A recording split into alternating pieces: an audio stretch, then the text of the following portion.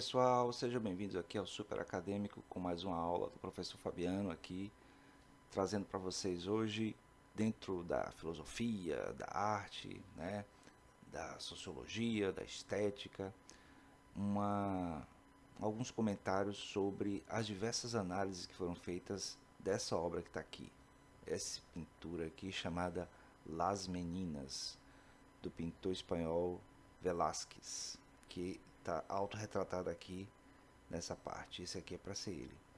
Então, antes de começar, não se esqueçam de se inscrever no canal, dar o like no vídeo, dar uma olhada aí nas minhas redes sociais, contribuir, se quiser, pelo PayPal também tem aí como contribuir, como dar doação para o canal pelo PayPal.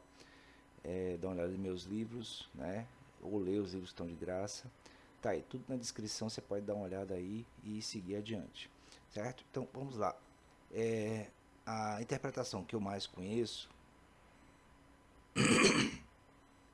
da obra Las Meninas é a do Michel Foucault, certo? Ele faz a interpretação dessa obra no livro As Palavras e as Coisas. Ele já abre com ele, a capa do livro, inclusive, tem um pedacinho da pintura.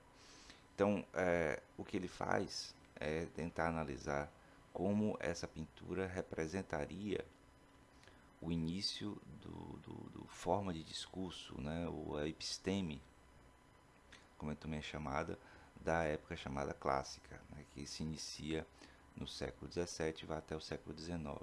Então, como ele é um apreciador dessa maneira de entender a sociedade a partir da arte, né, a arte como sendo uma forma de expressão do pensamento de uma certa época, ele usa essa interpretação das meninas, e eu pessoalmente em aula sempre usei também um pouco dessa interpretação, acrescentando a minha própria visão, né? Então eu vou passar aqui algumas expressões da própria pintura, e enquanto isso vou comentando. Aqui está mais fechado, na parte central da pintura, mostrando aqui o Velázquez, a pintura que está sendo pintada na representação, que é essa aqui. Tem essa menina aqui, que é para ser a filha dos reis de Espanha. Tem as chamadas aias, né, que são as empregadas, né, as damas de companhia da menina. Tem aqui dois anões, um anão menino e um anão menina, um cachorro. Tem aqui o pessoal do clero aqui. Tem essa figura aqui saindo por essa portinha aqui, que os historiadores dizem que é o tio, se eu não me engano, do Velázquez.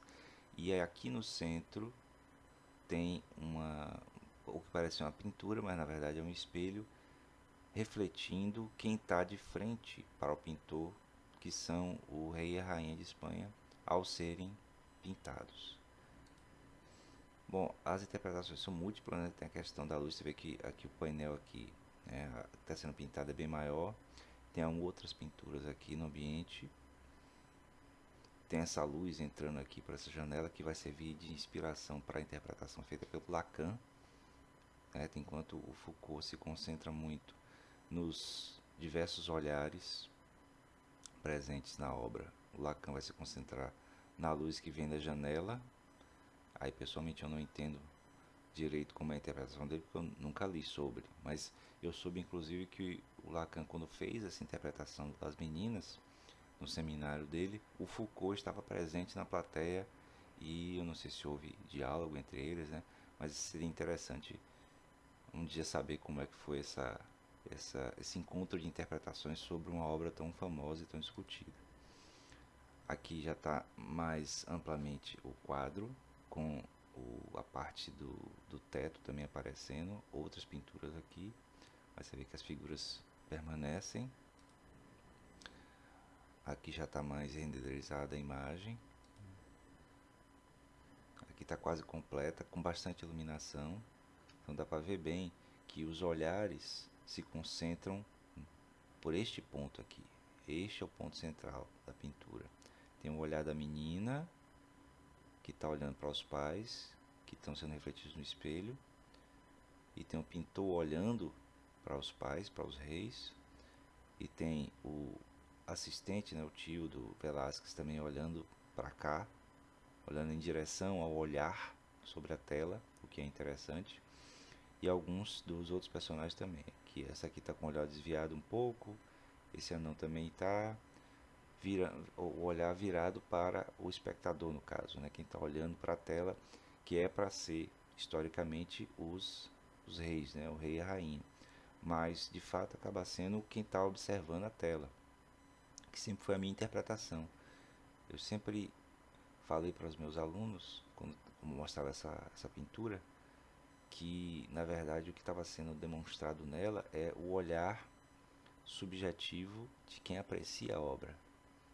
O pessoal fica, o que é que está sendo representado nessa obra? Ah, é o pintor, né? Essa pintura aqui é essa aqui que está aqui de costas, é a menina que está sendo representada, são os reis. Você fala, não, o que está sendo representado é o olhar subjetivo de quem observa a pintura. Aqui está menor, isso aqui mais próximo, aqui mais próximo, mas concentrado na menina, o olhar dela e o olhar da Aya, que está desviando. E aqui o rei e a rainha mais próximos.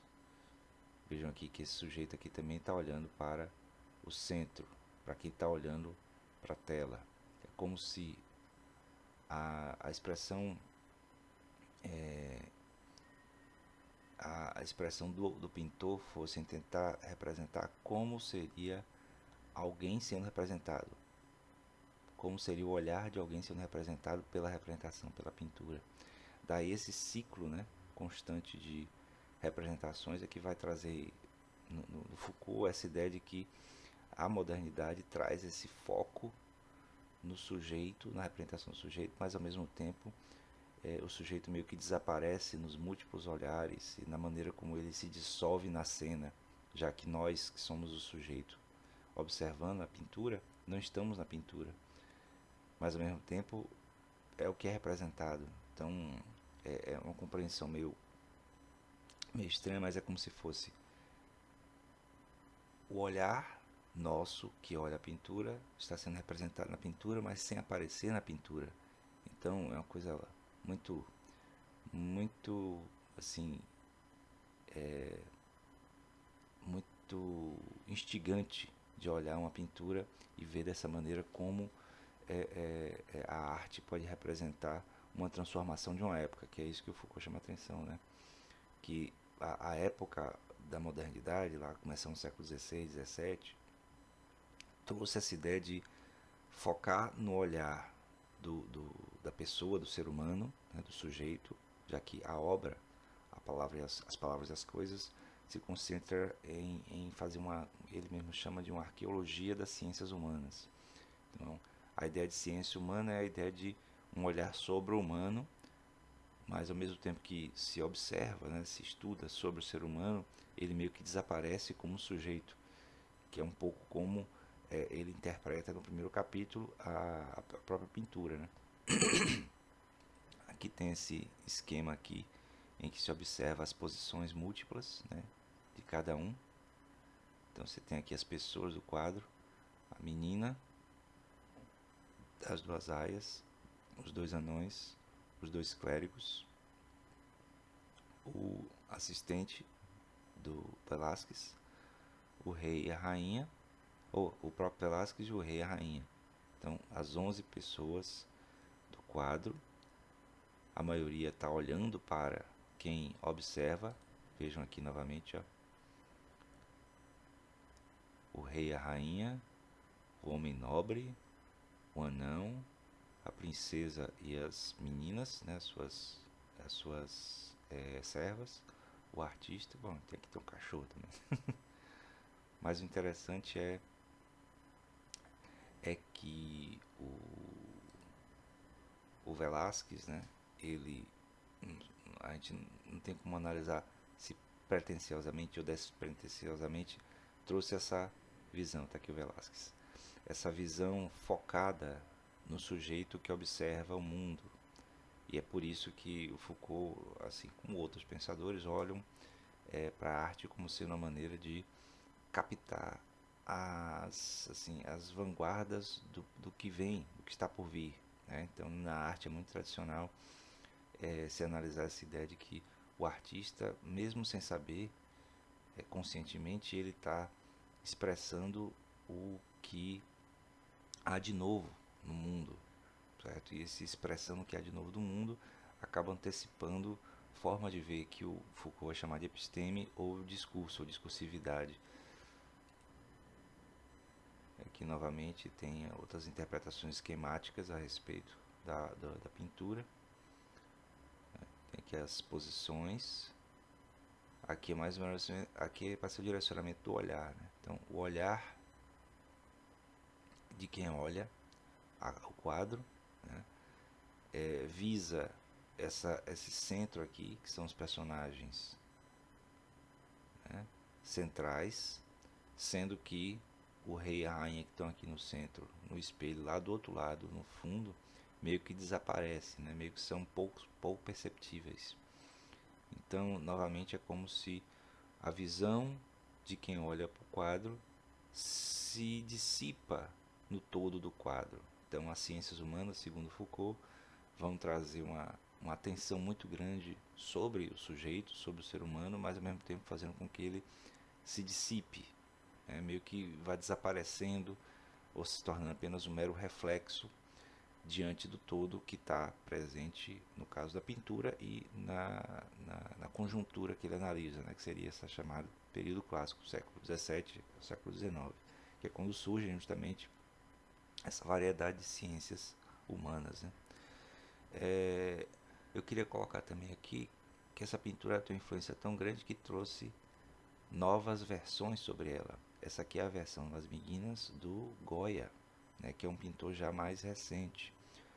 O Goya é diferente de Velázquez, que é um pintor clássico, né? É um pintor realista, digamos assim, bem típico da época após o Renascimento. O Goya já é da época do século XIX, se eu não me engano, final do século XIX, quando está ascendendo o impressionismo e o expressionismo, né? E aí a pintura já tem traços mais, digamos, subjetivos, no sentido de expressar aquilo que o pintor sente a respeito da imagem, diferente da versão clássica do Velázquez, que é quase uma fotografia, certo? Apesar de ser uma expressão subjetiva do pintor, mas ela é bem realista, enquanto que a do Goya tem essa coisa mais difusa, assim, certo? Os olhares são mais escuros, tem uma subjetividade nova implicada aí, que é a minha interpretação aí é por causa também do surgimento da fotografia no século XIX, que fez com que a pintura se repensasse, né? Ela fosse repensada, aqui é a obra do Goya, Francisco Goya, 1788 é o ano do Velázquez. O Goya já é mais recente. Deixa eu ver se eu vejo o ano aqui.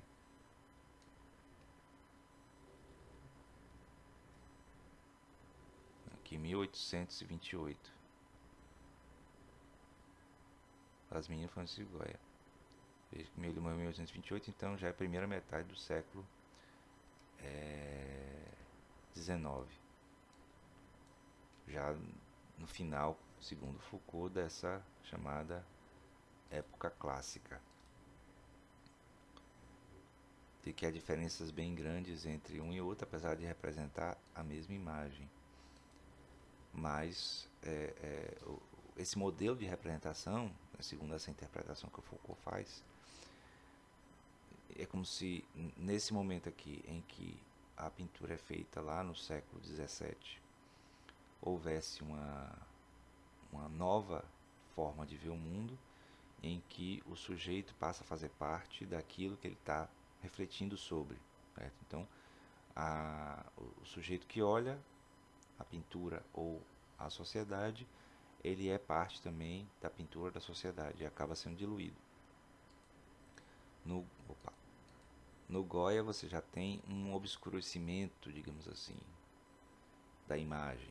É como se os sujeitos, né, como se tudo estivesse fazendo parte já de um grande esquema, e aí resta apenas a própria subjetividade do sujeito pintor. Por isso que o sujeito pintor passa a ser mais expressivo, naquilo que ele está representando. E aí não se preocupa tanto com o realismo da obra, mas que os elementos centrais continuam. Você vê que aqui as obras que estavam aqui em cima meio que somem, mas resta os personagens em suas expressividades e olhares ainda, mas tudo mais obscuro, até como meio que prevendo o que viria a seguir, que é o século XX, né?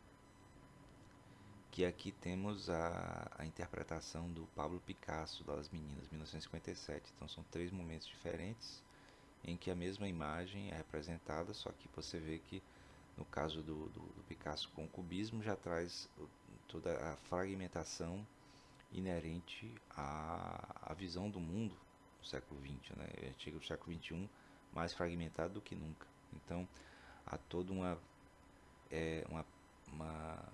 relevância em fazer uma análise dessa a respeito da obra Las Meninas.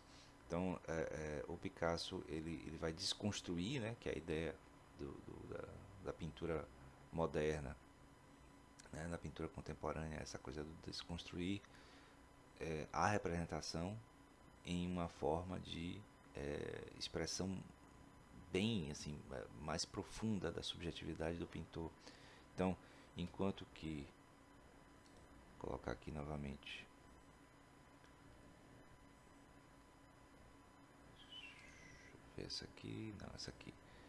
Enquanto o Velázquez tem a representação realista, mas de uma nova forma de pensar em que o sujeito passa a ser o centro do pensamento, mas ao mesmo tempo ele passa a ser sugado para o interior da própria reflexão. No Goya, a expressão mais subjetiva a respeito da própria imagem, né, que está sendo representada.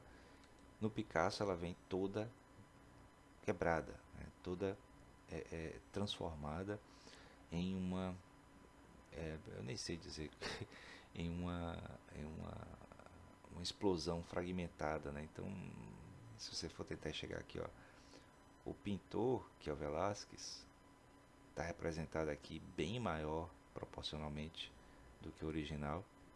Aqui está ele no original, aqui está ele na versão de Picasso. A meninazinha que estava no centro, ela passou a ser colocada um pouco de lado, mais de lado. O espelho refletindo o rei e a rainha deixa de ser assim, uma coisa mais central, fica sumida assim na paisagem, no cenário. A porta aberta aqui com o Nobre, como falou aqui, né? Seria o tio do Velázquez. Aqui, veja que ele está invertido, ele está virado para o outro lado.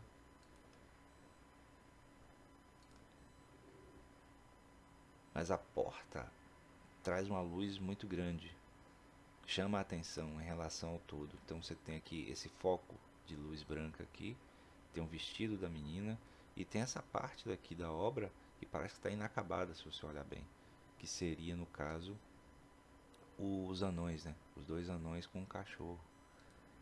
O cachorro está aqui representado aqui pelo Picasso e os dois anões estão aqui, sendo que um está todo transformado, esse aqui, e esse aqui está como se fosse inacabado. Aí nesse caso pode ser inclusive a forma que o Picasso encontrou de representar esse inacabamento, né? Essa incompletude, tanto dele como pintor, como qualquer sujeito, ou do conceito de subjetividade. Aí depende da interpretação. A beleza de usar a expressão artística como forma de interpretar a realidade humana é que as interpretações podem variar, né? O fato, inclusive, de três pintores, né? Três artistas representarem a mesma cena de maneira tão diferentes, né? Tão expressivas e tão influentes, né? Do ponto de vista da ciência, do ponto de vista da sociedade, do ponto de vista da própria estética da arte, mostra que há sempre uma possibilidade de reconstrução, certo? De reconstrução do sujeito em relação a isso. Eu li também, inclusive, que o Picasso ele fez muitas versões de Las Meninas. Deixa eu ver se eu... Aqui, deixa eu ver... Essa aqui seria uma. essa versão aqui. Aqui é a mesma, só que central. Aqui é a mesma. Aqui mais uma outra diferente.